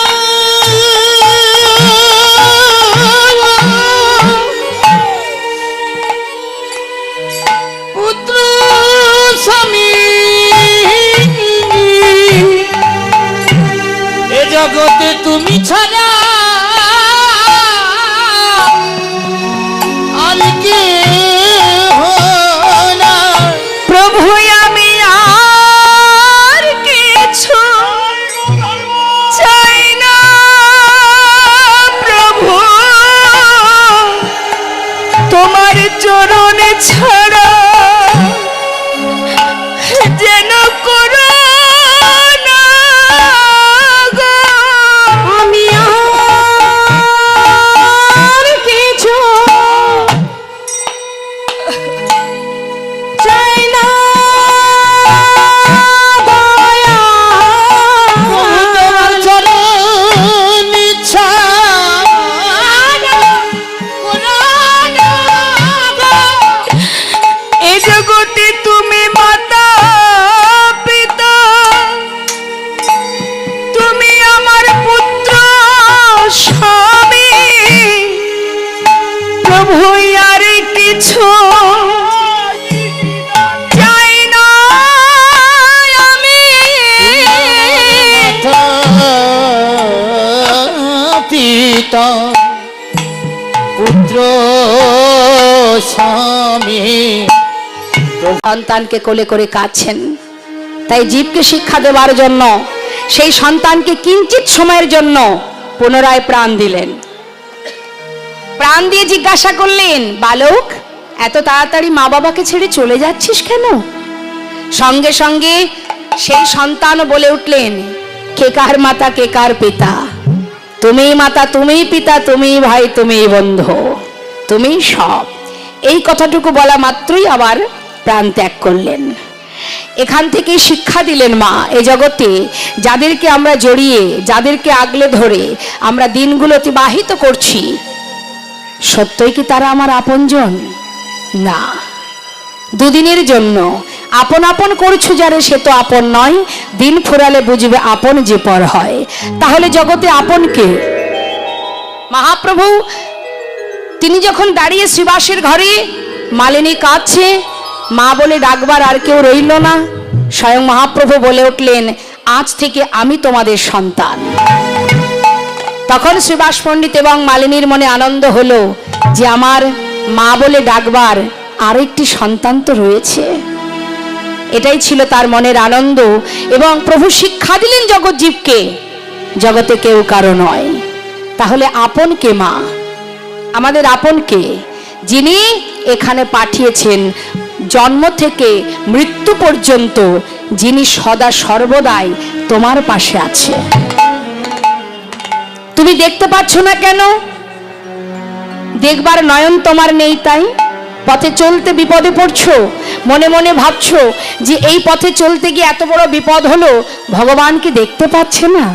তুমি কি জানো তিনি যে তোমাকে দেখবে, তুমি কি তার উপরে নির্ভরশীল হয়েছো? তুমি কি তাকে ভরসা করো? তুমি যদি তার উপরে নির্ভরশীল হও, যদি তুমি তাকে ভরসা করো, তবেই সে তোমাকে দেখবে। তার একটা প্রমাণ বলি মা, যদি কোনো জীব নিজের দায়িত্ব নিজে নেয়, তাহলে ভগবান তার কাছে আসে না। যখনই তুমি তোমার সব দায়িত্ব তার চরণে সঁপে দেবে, সে তখন তোমার দায়িত্ব নেবে। যেমন হরিদাস ঠাকুরের অঙ্গে যখন চাবুকের আঘাত পড়ছে, প্রত্যেকটি আঘাতের যন্ত্রণা মহাপ্রভু পাচ্ছেন। কেন পাচ্ছেন? হরিদাস ঠাকুর বললেন, প্রভু এ তো তোমার দেহ, তোমার চরণে সঁপেছি, তাই আমার আঘাত সে তো তোমারই আঘাত। নিতাই গৌর হরি বল। তাই মাগো, এক ধোপা কাপড় পরিষ্কার করে রাস্তাতে শুকাতে দিয়েছে। সকালবেলা একজন সাধু হাতে জপের মালা নিয়ে ওই রাস্তা দিয়ে হেঁটে যেতে যেতে তিনি চোখে দেখতে না পেয়ে ভুল করে ওই কাপড়ের উপরে তার পাটা পড়ে গেছে। যেই পড়ে গেছে, ধোপা দেখতে পেয়ে তিনি হন্তদন্ত হয়ে সেই সাধুর সম্মুখে এসে দাঁড়িয়েছে এবং তার মুখে যা আসছে সেইভাবে তাকে বলে যাচ্ছে। কেন সে কাপড়ে পা দিয়েছে, কেন দিল, সে বারবার ধোপা যখন তার সামনে কটু কথা বলছে, সাধুর ধর্ম দীনতা প্রকাশ করা, আমি দেখতে পাইনি, আমার ভুল হয়ে গেছে, আমাকে ক্ষমা করে দাও, বারবার বলছে। কিন্তু কোনোভাবেই ধোপা সন্তুষ্ট হচ্ছে না। তার একটাই প্রশ্ন, কেন তুমি আমার কাপড় নোংরা করে দিলে? যা পারছে তাই বলছে। হঠাৎ বৈকুণ্ঠে নারায়ণ তিনি সিংহাসন থেকে উঠে আসছে, পাশে আছে লক্ষ্মী। মা জিজ্ঞাসা করছে, প্রভু তুমি যাচ্ছ কোথায়? দেখছো না আমার ভক্ত সে বারবার করজোড়ে মিনতি করছে, বারবার করজোড়ে ক্ষমা চাইছে, তথাপিও ওই ধোপা শুনছে না। আমার ভক্ত যখন আমার উপরে নির্ভরশীল হয়েছে, তাহলে সেই ভক্তকে রক্ষা করা তো আমার দায়িত্ব। ধোপা কি করেছে, বারবার বলতে বলতে মা সে আর নিজেকে ধৈর্য ধরাতে না পেরে রাস্তা থেকে একটা লাঠি জোগাড় করে সেই সাধুকে মারতে শুরু করেছে। যখনই মারতে শুরু করেছে, প্রভু আর দেরি করছেন না। কেন? ভক্ত তো আমার উপরে ভরসা করে বসে আছে, সে তো তার পাল্টা মার দিচ্ছে না। দিচ্ছে কি? সে যখন মারছে, সে যে তাকে পাল্টা মারবে সে তো মারছে না, সে বারবার ক্ষমা চাইছে। দেখো আমি ক্ষমা করো, আমি বুঝতে পারিনি, আমি ক্ষমা করে দাও। কোনো কথা শুনছে না, হাতে জপের মালা। প্রভু চিন্তা করলেন, ভক্ত আমাকে স্মরণ করছে, ভক্ত যখন আমাকে স্মরণ করছে, অর্থাৎ ভক্তের বিপদ থেকে রক্ষা করানোর দায়িত্ব তো আমার। তাই তিনি আসছেন। আসছে ছুটতে ছুটতে মা, কিছুটা পথ আর বাকি আছে, প্রায় কাছে এসে গেছে। এমন সময় ধোপার বারবার মারছে দেখে সাধু তিনি কি করেছেন, আর কিন্তু ধৈর্য ধরতে পারলো না। সেও রাস্তা থেকে একটা লাঠি নিয়ে এবার ধোপাকে মারতে শুরু করে। যেই না ধোপাকে মারতে শুরু করেছে, সঙ্গে সঙ্গে প্রভু যেখানে ছিলেন সেখান থেকে আবার ফিরে চলে গেলেন। স্বয়ং লক্ষ্মী জিজ্ঞাসা করলেন, প্রভু তোমার ভক্তকে রক্ষা করতে গিয়ে তুমি ফিরে এলে যে? ভগবান বললেন, যেজন নিজের দায়িত্ব নিজেই নেয়, আমার উপরে নির্ভরশীল না হয়, তার বিপদে রক্ষা করার আমার তো কোনো প্রয়োজন নেই। তাই গৌর হরি বল, হরি বল। তাই তোমার বিপদ আসুক আর তোমার সুখই আসুক, সবই যদি তুমি তার চরণে সঁপে দাও, তোমাকে রক্ষা করার দায়িত্ব তার। আমরা কি করে জানলাম? এটা আমাদের ভাবতে হবে। আমরা তো এই কলির জীব, আর ভগবান লীলা করেছেন দাপর যুগে। সেই দাপরের লীলা আমরা কিভাবে কলিযুগের কলিজীব হয়ে, এই কলির জীব হয়ে আমরা কি করে জানতে পারলাম? কে জানালো আমাদের? সেই বৃন্দাবনে মধুর মধুর লীলা, ভগবান যে লীলা করেছেন সেটা আমরা কি করে জানলাম? বৃন্দাবনের ভাষা কি? ব্রজবলি। রাধা গোবিন্দ ব্রজবলি ভাষায় কথা বলতেন। আর আমরা কি বাঙালি, আমাদের ভাষা বাংলা। তাহলে কলির জীব বাংলায় কথা বলে, কলির ভগবান যিনি, তিনিও বাংলায় কথা বলে। কে সে? নদিয়ার চাঁদ গৌরহরি। অর্থাৎ গৌরহরি সেই রাধাকৃষ্ণ মিলিত তনু তো। তিনি এসে জানিয়েছেন সেই লীলাক্ষেত্র যেখানে লীলা করেছেন গোবিন্দ বৃন্দাবনে, সেই যত যত লীলা, কখনো কৃষ্ণ ভাবে বিভোর হয়ে, কখনো রাধা ভাবে বিভোর হয়ে, সেই বৃন্দাবনের ভাব তিনি নবদ্বীপে যখন প্রকাশ করেছেন, বৃন্দাবনে গিয়ে যখন প্রকাশ করেছেন, তখনই যত বৈষ্ণব মহাজন তার পাশে থাকতেন তারা লিপিবদ্ধ করতেন। তাই প্রভুর কৃপায় মহাজনের সকলের যত যত বৈষ্ণব মহাজন তার সঙ্গে থাকতেন, তাদের কৃপায় আজ আমরা রাধা গোবিন্দের মধুর লীলা আস্বাদন করতে পেরেছি। নিতাই গৌর হরি বল। আসুন সেই কলির ভগবান করুণাময়, পতিত পাবন পাষণ্ড জীবের সহজ উপায়ে যিনি অন্ধকার থেকে আলোর পথ দেখিয়েছেন, সেই করুণাময় ভগবান আমার গৌর সুন্দরের চরণে একবার সবাই প্রণাম করে তার এক মহিমা পদাবলিতে তার লীলা একটু আস্বাদন করে তারপরে চলে যাব আমরা লীলা কথায়। হরিবোল হরিবোল। লীলা পরিবেশনে যদি ভুল ত্রুটি হয়, হওয়াটাই স্বাভাবিক মা। আমি তো আর মহৎ কেউ নই, আপনাদেরই ঘরেরই কন্যা, সাধারণ জীব মাত্র। যারা যোগীমণি ঋষি যুগ যুগ ধরে ভগবানের সাধনা করছেন, তারা ভগবানকে পাচ্ছেন না। আর না আছে সাধন, না আছে ভজন। জানি না কেমন করে তাকে ডাকতে হয়। শুধু আপনাদের সকলের কিঞ্চিত ভালোবাসাই আজ আপনাদের সম্মুখে হয়তো আমি দাঁড়িয়েছি। কিন্তু যদি আমি ভাবি যে আমি জানি, তাহলে ভুল হবে। যে অর্জুন রথে বসে আছে, যে রথের সারথি অনাদি আদি গোবিন্দ, সেই অর্জুন এত বড় ভক্ত হয়ে গোবিন্দকে চিনতে পারেননি। যার চরণতলে ত্রিবেণী বিরাজমান, গঙ্গা যমুনা সরস্বতী, যার চরণ ধরলে ত্রিবেণী পরশ পাওয়া হয়ে যায়, তার চরণ না ধরে পাপ খণ্ডনের জন্য যে অর্জুন গঙ্গা স্নান করতে গিয়েছিলেন, তাহলে এত বড় ভক্ত হয়ে যে ভগবানকে চিনতে পারেনি, তাহলে আমরা কি করে বলবো যে আমরা ভক্ত হয়েছি? নিতাই গৌর হরি। ভক্ত হওয়া সহজ কথা নয় মা। তবে হ্যাঁ, যদি তুমি প্রয়াস করতে থাকো, চেষ্টা করতে থাকো, এক জন্মে না হোক, পুনঃ পুনঃ ঘষণে সুগন্ধি চন্দন, পুনঃ পুনঃ পুড়াইলে উজ্জ্বল কাঞ্চন, পুনঃ পুনঃ জনমে ধর্মে হয় মতি, পুনঃ পুনঃ সাধনে অধমে পাই গতি। নিতাই গৌর হরি বল হরি বল।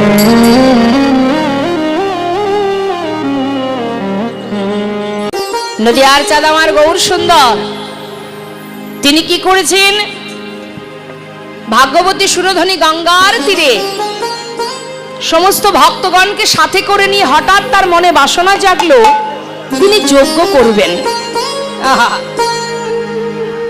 যজ্ঞ তো অনেকের ঘরেই হয়, অনেকেই করে, এখানেও চলছে যজ্ঞ। তা প্রভু হঠাৎ যজ্ঞ করবেন কেন? এটাও জীব শিক্ষা। আমাদের মতো জীবকে শিক্ষা দেবার জন্যই তার এই কর্ম।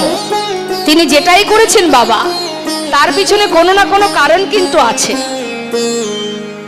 কারণ তিনি যুগে যুগে এসেছেন এই ধরাতে শুধুমাত্র তার ভক্তকে, তার সন্তানকে রক্ষা করার জন্য, সঠিক পথে নিয়ে যাবার জন্য।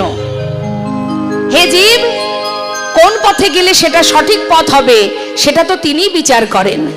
আপনি যদি আপনার সন্তান যদি ভুল করে, তাহলে ভুল থেকে সঠিক পথে তাকে নিয়ে যাওয়ার দায়িত্ব কার? আপনার, অর্থাৎ আপনারা গুরুজন। ঠিক তেমন যিনি আমাদের জগৎ পিতা, তারও কিন্তু দায়িত্ব আছে মা। তিনি শুধুমাত্র আমাদেরকে ধরায় পাঠিয়ে দিয়ে নিশ্চিন্তে বসে নেই। তিনি পাঠিয়ে দিয়েছেন এবং তিনি স্থির থাকতে পারেননি, তিনিও চলে এসেছেন। এসেছেন কেন? তার সন্তানকে রক্ষা করার জন্য, জীবকে রক্ষা করার জন্য। তিনি বারবার এই কলিতে নবদ্বীপ ধামে জগৎজীবকে উদ্ধার করার জন্য যে মহামন্ত্র দিয়েছেন, এই হরিনাম হচ্ছে শ্রেষ্ঠ। এই যে মহামন্ত্র, জগতে যত দেবদেবীর পূজা হয়, যে শ্লোক পাঠ করা হয় তাকে বলা হয় মন্ত্র, আর হরিনাম হচ্ছে মহামন্ত্র।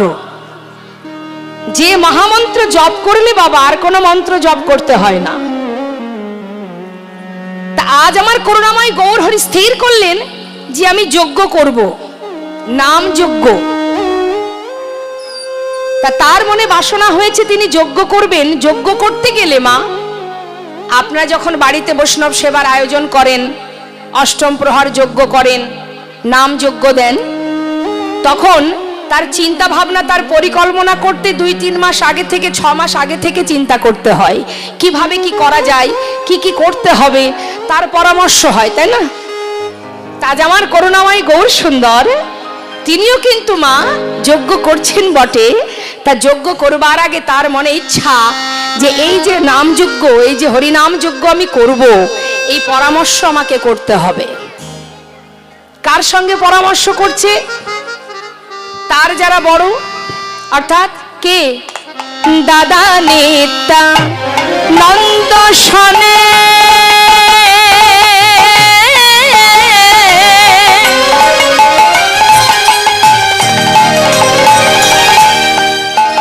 আজি বিচার করিয়া ওই না দাদা নেতা নন্দ শনে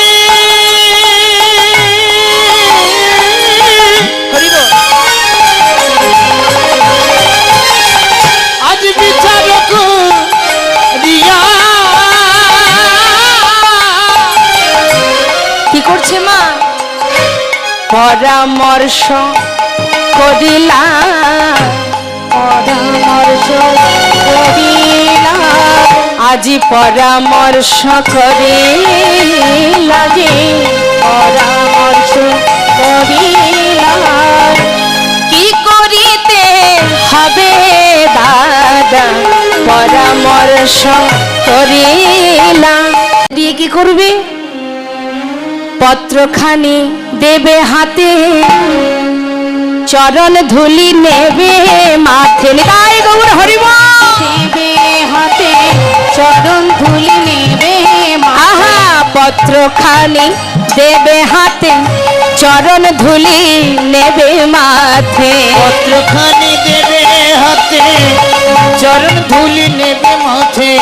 নামে যজ্ঞে সবাই যেন আসে, নামে যোগে সবে যেন আসে, এই নামে যজ্ঞে সবাই যেন শোনো, আসে। কর জোরে বলিবে, বড় জোরে বলি তাদের কর জোরে বলিবে, তাদের কর জোরে বলিবে, এই হরি নাম মহাযজ্ঞে তাদের কর জোরে বলিবে। হরি নাম মহাযজ্ঞে কর জোরে বলিবে, এই নামে যজ্ঞে সবাই যেন আসে, নামে যজ্ঞে সবাই যেন আসে। এই নামে যজ্ঞে সবাই যেন আসে। মনের আনন্দে সুভাষ পণ্ডিত সেই পত্রগুলো মাথায় করে নিয়ে এবারে যাচ্ছে নবদ্বীপে। নিতাই গৌর হরিবল। মনের আনন্দে যাচ্ছে। সুভাষ পণ্ডিত যখন নবদ্বীপে এসে পৌঁছালেন, মা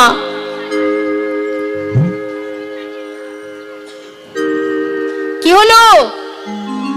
কি সমস্যা? ডেকে দিন তো। ওই যে ভগবান যাকে কৃপা করে না, জাতি ধর্ম বর্ণ নির্বিশেষে ভগবান কৃপা করে। যেজন ভগবানকে একটু ভালোবাসতে পারে, ভগবানকে নিয়ে একটু চিন্তা করতে পারে, ভগবান কৃপা করে। যুগে যুগে কৃপা করেছেন ভগবান। তেমন ভাবে অনেক মুসলমান কবি যারা দেখবেন রাধা গোবিন্দের লীলাকে কেন্দ্র করে অনেক গান রচনা করেছেন, তেমনই একজন কবি যেজন হৃদয় কুঞ্জটা নিজের সাজাতে পেরেছিলেন আর রচনা করলেন, ওগো তোমরা সুন্দর করে কুঞ্জ সাজাও, যেখানে ভগবান আসবে, ভগবান বিরাজ করবে। তাই চলুন আমরা ছোট্ট করে সেই গানটি একটু 2 লাইন আমরা শ্রবণ করব। হরি বল, হরি বল। আমার মনে চায়, প্রাণে চায়, এই দিলে চায় যারে তোমরা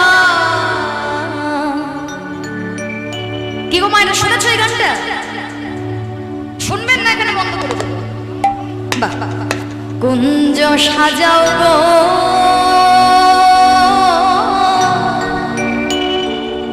আজ আমার প্রাণনা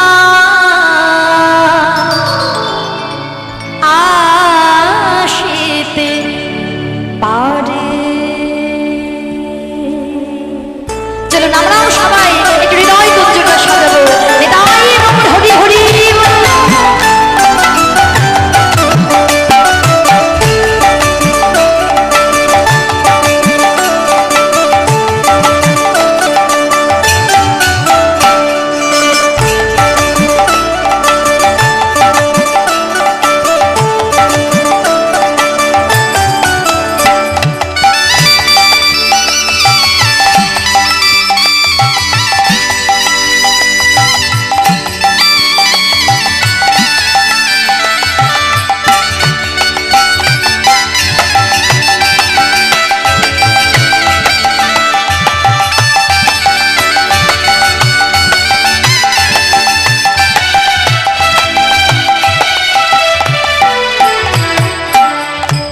গোলাপ চোয়া চন্দন ছিটাইয়া দাও ঘরে। তোর গোলা চোয়া চন্দন ছিটাইয়া দাও ঘরে। তোর গোলা চুমা চন্দন ছিটাইয়া দাও ঘরে।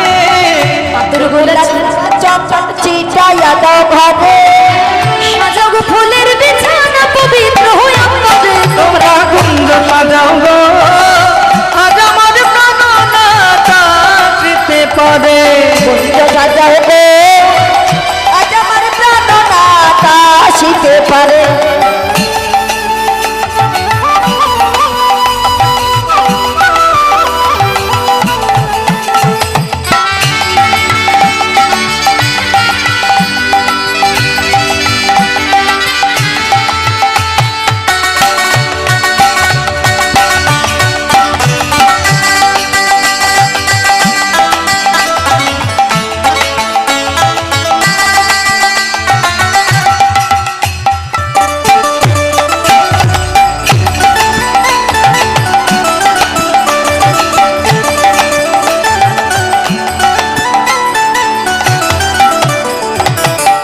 বসন্ত সময়ে কোকিল ডাকে কুহু স্বরে। তো সবাই কোকিল ডাকে কুহু স্বরে। বসন্ত সময়ে কোকিল ডাকে কুহু স্বরে। বসন্ত সময় কোকিল ডাকে কুহুসরে। যৌবন বসন্ত এমন থাকা যায় না ভাবে। তোমরা কুঞ্জ সাজাও গো আজ আমার প্রাণনাথ আসিতে পারে। কুঞ্জ সাজাও গো আজ আমার প্রাণনাথ আসিতে পারে।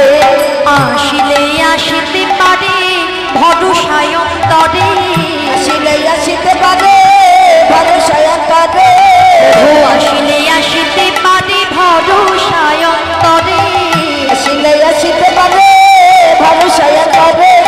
মরিহিমে কই পাইলে কি আর ছাইরা দে তবে তারে।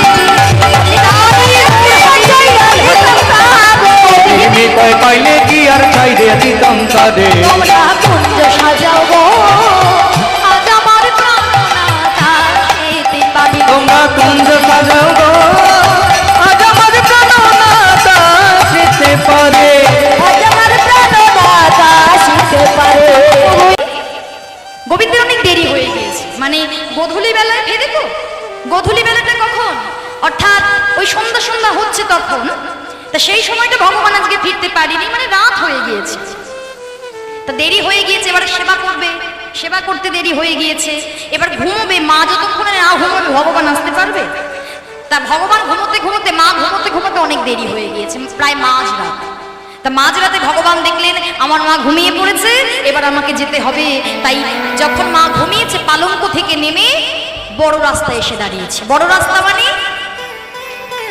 মানে বড় একটা রাস্তা আছে, আবার একটা ছোট রাস্তাও আছে। মানে দেখবেন বাবারা, এমন অনেক পথ আছে তো যেটার ছোটখাটো রাস্তায়, মানে বাগানের মধ্য দিয়ে চলে যাওয়া যায়, মাঠের মধ্য দিয়ে চলে যাওয়া যায়, মানে একদম শর্টকাট। মানে যেখান থেকে তুমি গেলে একটু তাড়াতাড়ি যেতে পারবে। কি হয়েছে? কি বলছে? ও আচ্ছা আচ্ছা, হরি বল হরি বল, রাধেশ্যাম। তাই এবার কি হয়েছে মায়েরা, ভগবান চিন্তা করছে বড় রাস্তা দিয়ে গেলে মাঝরাত, আমার রায় একেতে অভিমান করে বসে আছে, তাই আমাকে কি করতে হবে, ওই বাগানের মধ্য দিয়ে যেতে হবে। তাই ভগবান কি করলেন, তাড়াতাড়ি যাবেন বলে ওই বাগানের পথ ধরলেন, আর যে পথে ছিল চন্দ্রাবলী কুঞ্জ। এবার বলো মায়েরা, চন্দ্রাবলী কুঞ্জ চেনো তো? বলো। কীর্তন শুনছো, অনেকে কীর্তন শুনছো তাই তো, হয়তো অনেক বছর ধরে কীর্তন শুনছো। তা চন্দ্রাবলী রাধারানীর কে হয় গো? হ্যাঁ, না না বলো বাবা, আমি তো বলতে বলছি। হরি বল, হরি বল। ও জানে, অনেক কিছু জানে, ওকে অনেকক্ষণ থেকে আমি নোটিস করছি। হ্যাঁ, হরি বল। তাহলে এগুলো জানতে হবে। ওই শুনলাম বললাম না, আমি আগেই বলছি, এইগুলো যত জানবেন আপনাদের ভালো, কেননা পরবর্তীকালে আবার যখন কীর্তন শুনতে যাবে তখন দেখবেন আপনাদেরও জ্ঞান অর্জন হবে, অনেক কিছু জানতেও পারলেন। কেননা কীর্তন শুনে একেবারে হৃদয় গেঁথে নিতে হবে, হৃদয় গাঁথতে হবে। এই রাধারানী আর চন্দ্রাবলী হচ্ছে দুজন বোন, কিন্তু বোন হয়েও ওই চন্দ্রাবলী ছোট থেকে বড় হয়েছে ঈর্ষা নিয়ে, হিংসা নিয়ে। কেন জানো? চন্দ্রাবলী গোবিন্দকে ভালোবাসে, রাধারানী গোবিন্দকে ভালোবাসে, গোবিন্দ রাধাকে ভালোবাসে, কিন্তু চন্দ্রাবলী মনে মনে ভাবে তাই তো রাধা রাজার মেয়ে, রাধারানী রাজার মেয়ে, আমিও রাজার মেয়ে, রাধারানী সুন্দরী আর আমিও হলাম সুন্দরী, তাহলে বারে বারে গোবিন্দ কেন শুধু রাধার কুঞ্জে যাবে, আমার কুঞ্জে কেন আসবে না? এই যে ঈর্ষা, এই যে হিংসা নিয়ে বড় হলো, মনে মনে চিন্তা করে যেদিন আমি গোবিন্দকে পাবো সেদিনকে বধুর হাতে ধরে পায়ে ধরে আমার কুঞ্জে নিয়ে আমি এমন সেবা করব যাতে কোনোদিনও গোবিন্দ ওই রাধার কুঞ্জে যেন না যায়। কিন্তু গোবিন্দ আসবে আসবে করে করে চন্দ্রাবলী প্রত্যেক দিন কুঞ্জ সাজিয়ে রাখে, কিন্তু গোবিন্দ যায় না, সেই পথেই যায় না। কিন্তু আজকে হলো সেই পথ, যে পথে চন্দ্রার কুঞ্জ, সে পথে গোবিন্দ তাড়াতাড়ি করে চলেছে। গোবিন্দের চরণে আছে নূপুর, আর নূপুর বাজাতে বাজাতে বাজাতে বাজাতে চলেছে। আর নূপুর বাজাতে বাজাতে যখন চলেছে, আর এদিকে চন্দ্রাবলী তার সখী পদ্মাকে ডেকে ডেকে বলে, পদ্মা, ও পদ্মা, আহা বল বল বল, কে যায়, কে যায়,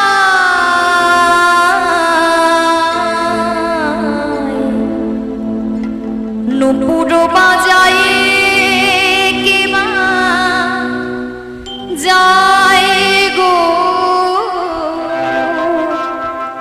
কে যায়, কে যায়, পুরো বাজায় কে বাজায় গো, কে যায়, কে যায়, নূপুর বাজায় কে বাজায় গো, যায় রে চিকনি কালা রূপ, যায় রে চিকন কালো রূপ, যায় রে চিকনি কালা রূপ, যায় রে চিকন কালো রূপ, রাধা বলে বাঁশি বাজায়। কে যায়।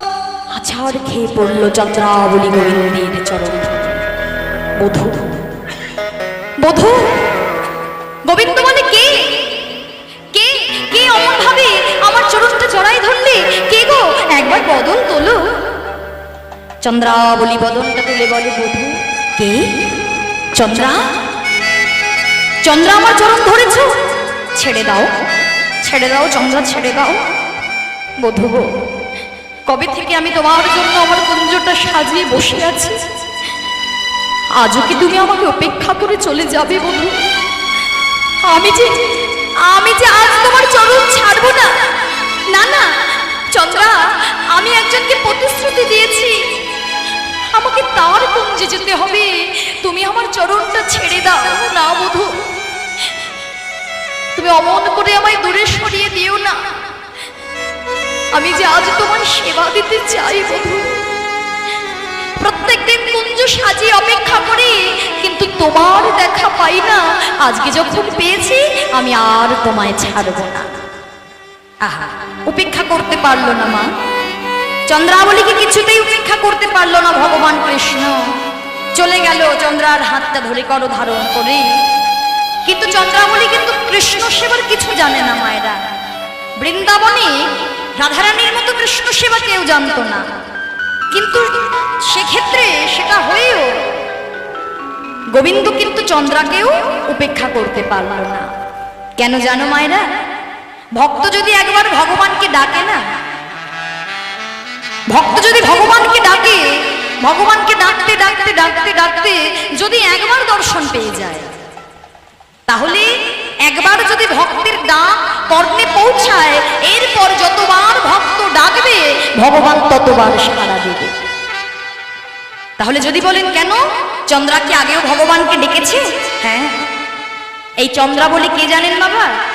এই চন্দ্রাবলী হলো সেই রামায়ণের ভক্ত সবরী। ভক্ত সবরী যে ছিল জাতিতে নিচু জাতি চণ্ডালিনীর মেয়ে, যে ভক্ত সবরী 5 বছর বয়সে মাতা পিতাকে হারিয়েছিল। আহা অমায়রা, দেখুন ভগবানকে কত বছর বছর ডাকতে হয়। আমরা 2 দিন ডাকি, আমরা ভগবানকে 2 দিন ডেকে বেশি কিছু দিতে পারি না, 2টো নকুলদানার 1 গ্লাস জল। হ্যাঁ, ভগবানের জন্য একেবারে কোম্পানি তৈরি করে রেখেছে ছোট ছোট সাইজের থালা। হ্যাঁ হ্যাঁ গো, ওগুলো কাদের জন্য? ওগুলো আমাদের জন্য?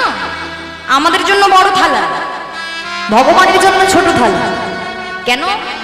ওই 2টো বড় বড় নকুলদানা আর 2টো বাতাসা যদি দেওয়া হয় একেবারে প্লেট ভর্তি হয়ে যাবে। আর 2 টুকরো যদি ফল দেওয়া হয় তাতেও ভর্তি হয়ে যাবে। তা বড় থালা তো আরো অনেক কিছু দিতে হবে। ওই 1 গ্লাস জল আর 2টো নকুলদানা দিয়ে আমরা একটু ভাবি, হে প্রভু একটু ধূপ ধরাই, একটু প্রদীপ দেখাই, আমরা ভাবি অনেক পুজো হয়ে গেল, বাবা অনেকক্ষণ হয়েছে। কিন্তু না, ভগবানকে পেতে গেলে তোমাকে ভগবানের সামনে ধূপও দেখাতে হবে না, প্রদীপও দেখাতে হবে না, আর 2টো নকুলদানাও দিতে হবে না, জলও দিতে হবে না। তুমি মন থেকে ভগবানকে ডাকো। যেমন ডেকেছিল ভক্ত সবরী 5 বছর বয়স থেকে, মা বাবাকে হারিয়ে ভক্ত সবরী শুধুমাত্র রামচন্দ্রের জন্য, রামের দেখা পাবে বলে জীবনে সংসার পর্যন্ত করেনি। তাহলে বলুন তো, আমরা সারা জীবন ধরে শুধু ভোগ করতে শিখেছি, আমরা ভগবানের জন্য ত্যাগ করতে শিখেছি? যারা ভক্ত হয় তারা ত্যাগ করে সংসারের বিষয় বৈভব, কামনা বাসনা, সংসারের জীব।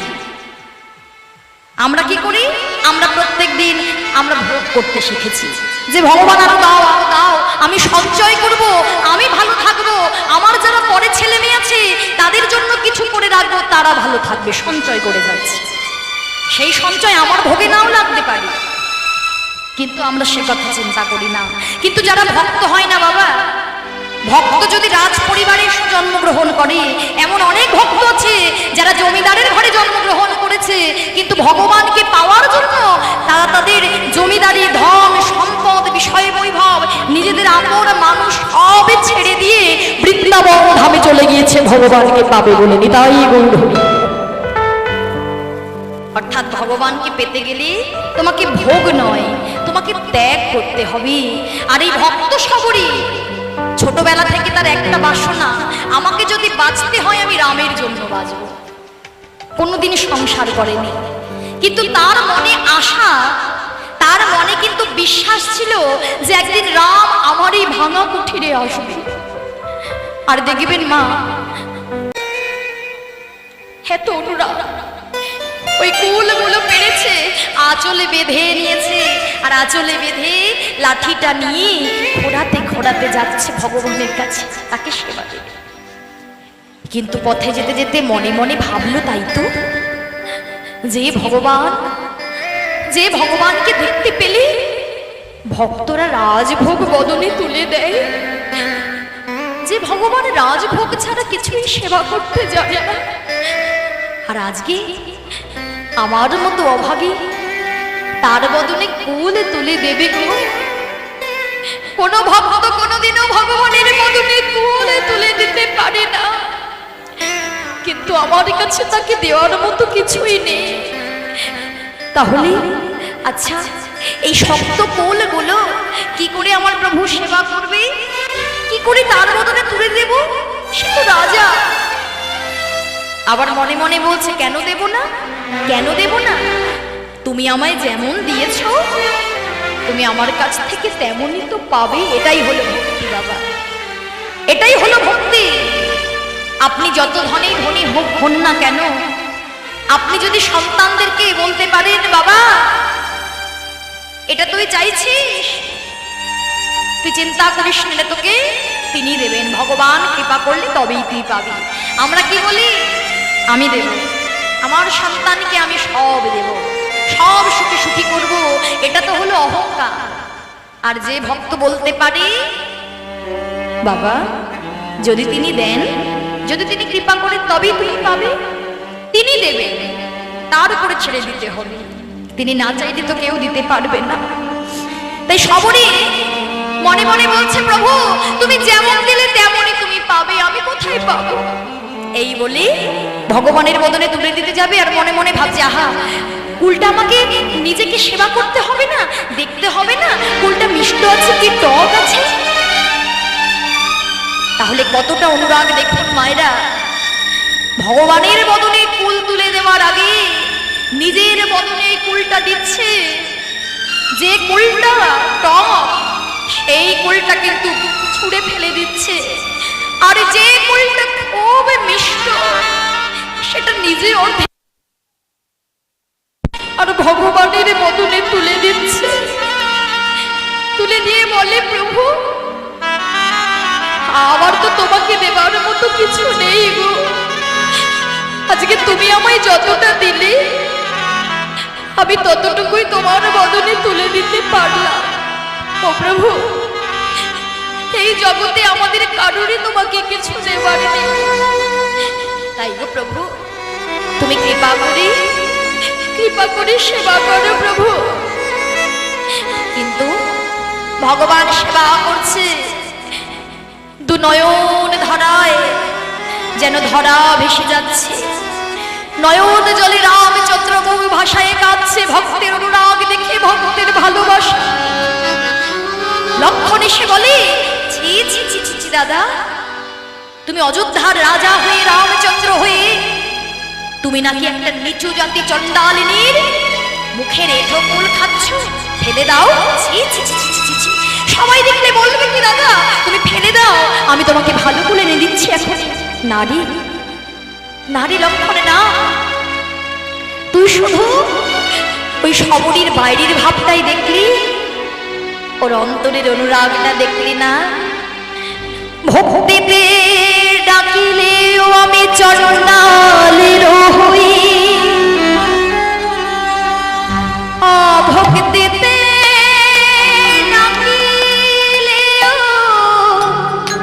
কোন ব্রাহ্মণের নই। সচি হয়ে মুচি হয়ে যদি কৃষ্ণ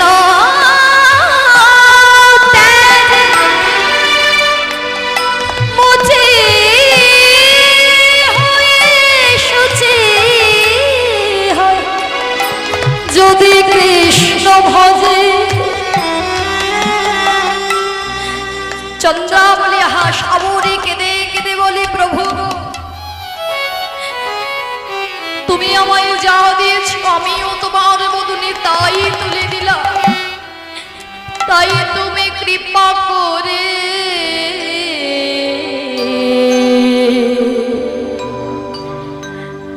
একবার সেবা করো। তুমি কৃপা করে তাই বল হরি হরি বল হরি বল। একবার সেবা করো। তুমি কৃপা করে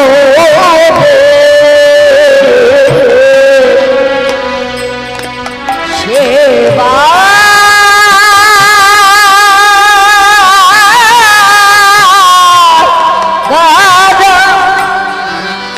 তুমি যা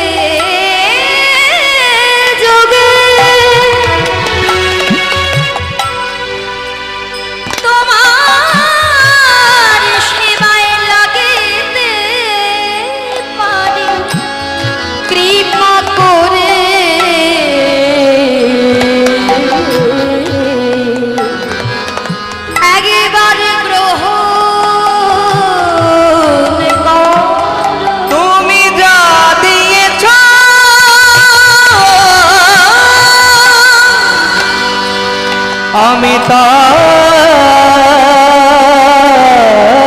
দিয়েছি কৃপা করে রোদ ঘন।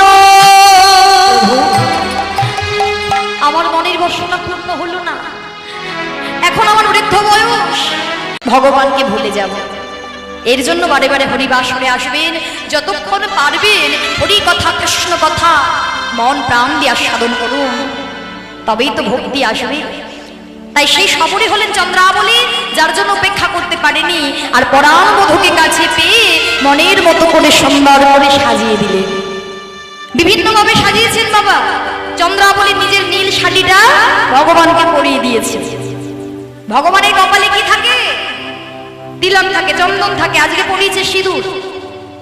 ভগবানের নয়নে কাজলের বদলে ভগবানের গালে কাজল দিয়ে দিয়েছে। হ্যাঁ, চরণে আলতার জায়গায় মুখে আলতা দিয়ে দিয়েছে। মানে যেমন পেরেছে তেমন সাজিয়েছে। আর ওই সব ভোগরূপ চিহ্ন নিয়ে গোবিন্দ ঘুমিয়েছিলেন, হঠাৎ করে মনে পড়ে গেলেন, তাই তো রাধারানীকে প্রতিশ্রুতি দিয়েছিলাম। তাই শীঘ্র করে ওইভাবে সেজেই ছুটে চলে গেলেন রাধার কুঞ্জে। যখন হয়ে গিয়েছে প্রায় ভোর ভোর হতে যাচ্ছে, কিঞ্চিত রজনী বাকি আছে, আর রাধারানী শ্যামের ওই বিপরীত বেশভূষা দর্শন করে মান বিনি হয়ে বসলেন। রাধার মান ভাঙাবার জন্য গোবিন্দ কাঁদলেন, চরণটা মাথায় নিলেন, চরণটা মাথায় নিয়ে সাধাসাধি করলেন, কিন্তু কিছুতেই মান প্রসন্নিত হলো না। কাঁদতে কাঁদতে মাধব চলে যাচ্ছে বাবা। এবার মাধব যখন চলে যাচ্ছে, সখীরা বললেন, এই যে শ্যাম দাঁড়াও, এই দাঁড়াও দাঁড়াও দাঁড়াও, বলো। এই বলছি যে তুমি রাধারানীকে কথা দিয়ে তো আসতে পারোনি, ঠিক এসে পৌঁছালেই ভোরবেলায়, কিঞ্চিত রজনী বাকি আছে। আচ্ছা বেশ, তোমার এমন অবস্থা কি করে হলো? কেমন কেমন অবস্থা? তোমার নীল উর্বল শ্রীমুখ মণ্ডল ঝামর কাহা ভেলা মধু নজরে তোডকা তোলে জাগরে নিশি গেল। সাগরে নিশি গেল। অর্থাৎ গোবিন্দের বদনটা কেমন না? নীল উৎপল শ্রীমুখ মণ্ডল। উৎপল মানে কি গো? ও মাইরা, উৎপল মানে কি? পদ্ম, তাই তো? এবার নীল উৎপল মানে কি? নীল পদ্ম। তা গোবিন্দের বদন কেমন? নীল পদ্মের মতো। আচ্ছা, সেটা যেন ঝামর হয়েছে, ঝামর মানে শুকিয়ে গিয়েছে। তো মাইরা, এই দেখো, ভালো করে দেখো তো, আমাদের গোবিন্দের বদনটা ভালো করে দেখো। দেখতে পেয়েছো? এই দেখতে পেয়েছো মাইরা? কি ভালো লাগছে না গোবিন্দকে? সর্বনাশ, কি বাবা হাসে এই বাবারা তোকে মেনে নিতে পারছে না রে।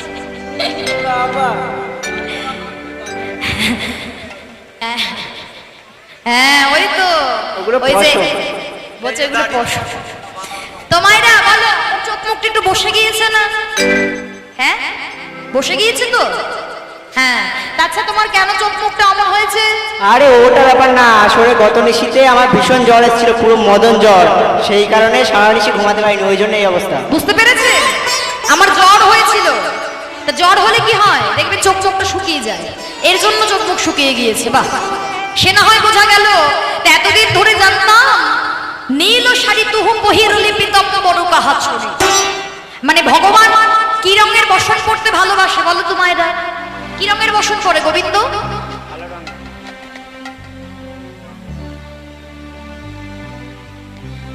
তোমরা কিন্তু একেবারেই কিন্তু কথা বলছো না। হ্যাঁ, কি গো, গোবিন্দকে দেখোনি কোনো? গোবিন্দের সাথে দেখা হয় না। দেখেছো? এই যে দেখো, এই তো বিগ্রহ আছে, দেখতে পাচ্ছ? তাও দেখতে পাচ্ছ না? মরণ। তা ভগবান কি রঙের, গোবিন্দ কি রঙের বসন করে? পীতম্বর। পিত মানে কি?